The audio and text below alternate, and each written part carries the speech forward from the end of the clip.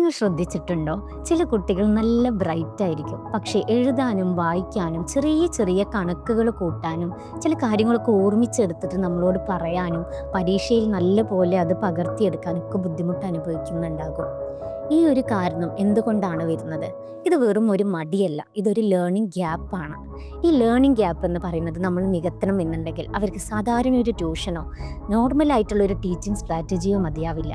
അതിനുവേണ്ടി സ്പെഷ്യലായിട്ട് നമുക്ക് കൊടുക്കേണ്ട ഒന്നാണ് റെമഡിയൽ ട്രെയിനിങ് എന്ന് പറയുന്നത്.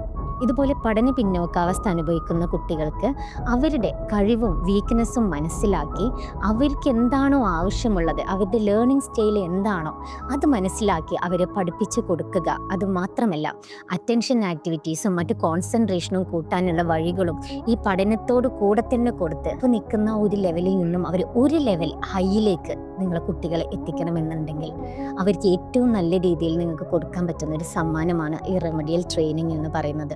ഒരു കുട്ടിയെ ആ കുട്ടിയുടെ പൾസറിഞ്ഞ് മനസ്സറിഞ്ഞ് ആ കുട്ടിയെ മനസ്സിലാക്കി പഠിപ്പിക്കണമെന്ന് നിങ്ങൾ ആഗ്രഹിക്കുന്നുണ്ടെങ്കിൽ തീർച്ചയായിട്ടും ആ കുട്ടികൾക്കുള്ള ഒരു സമ്മാനമാണ് റെമഡിയേഷൻ എന്ന് പറയുന്നത്.